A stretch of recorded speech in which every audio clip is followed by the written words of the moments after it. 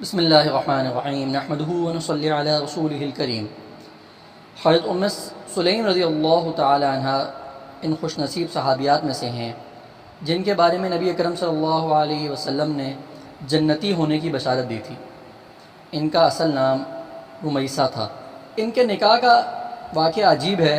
یہ اپنے نکاح سے پہلے اسلام لا چکی تھی۔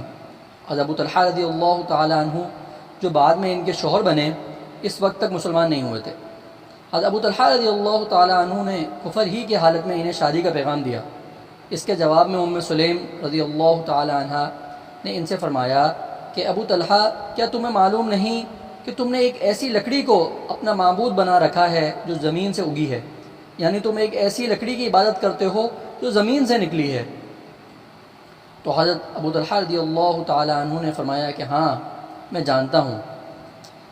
حضرت ام سلیم رضی اللہ تعالی عنہ نے فرمایا کیا تمہیں ایسی لکڑی کو معبود قرار دیتے ہوئے شرم نہیں آتی؟ یعنی تم ایسی لکڑی کی عبادت کرتے ہو تو تمہیں کیا شرم نہیں آتی؟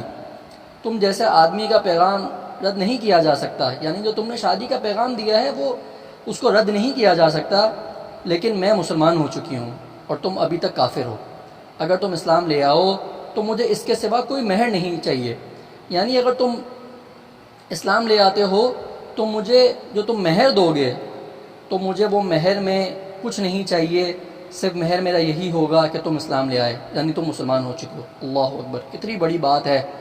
آج کل کے زمانے میں اگر ہم دیکھیں تو ہمیں تو کیا چاہیے، ہمیں تو صرف روپے، پیسہ، دولت، سونا چاندی، صرف یہی چاہیے، دوسری چیزیں تو بات کی بات ہیں۔ پہلے روپے، پیسہ، سونا چاندی، اس چیز کی سب سے زیادہ ضرورت ہوتی ہے۔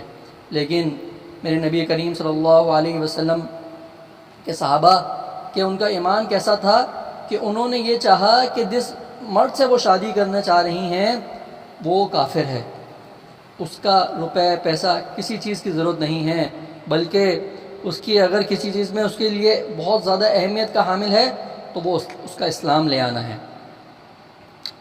حضرت ام سلیم رضی اللہ تعالیٰ عنہ نے انہیں کہا کہ اگر تم اسلام لے آتے ہو تو مجھے اس کے سوا کوئی مہر نہیں چاہیے۔ آگے سے حضرت ابو طلحہ رضی اللہ تعالیٰ عنہ نے کہا کہ تم جیسی عورت جس طرح کا تمہارا مرتبہ ہے اس کے لیے کیا یہ مہر کافی ہے؟ یعنی وہ حیران ہوئے کہ تم جو کہہ رہی ہو کہ اسلام لے آنا ہی میرا مہر ہے، تو تم جیسی عورت جس طرح کا تمہارا مرتبہ ہے تمہارے لیے کافی ہے کہ تم صرف اسلام لانے پر مجھ سے شادی کر لو گی؟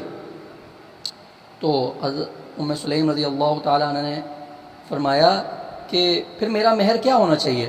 تو حضرت ابو طلحہ رضی اللہ تعالیٰ عنہ نے فرمایا کہ تمہارا مہر سونا چاندی ہونا چاہیے۔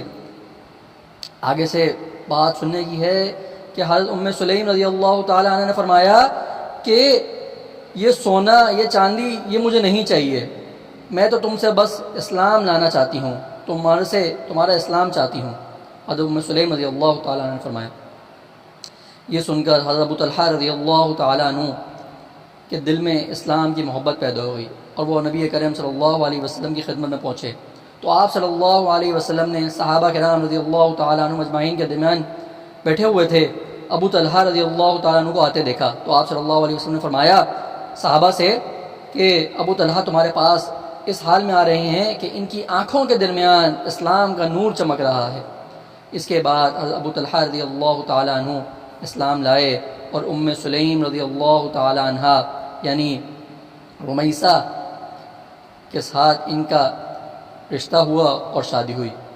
یہ ہیں ہمارے صحابہ کہ کس طرح سے اسلام کے اوپر کسی کو ترجیح نہ دی، نہ سونے کو، نہ چاندی کو، نہ روپے پیسے، بلکہ اسلام سب سے اوپر اسلام کو رکھا، سب سے اوپر اپنے دین اور ایمان کو، اور سب سے اوپر اپنے نبی کو، اور سب سے اس سے بھی اوپر اپنے اللہ کو رکھا اور باقی سب چیزوں کو حقیر جانا۔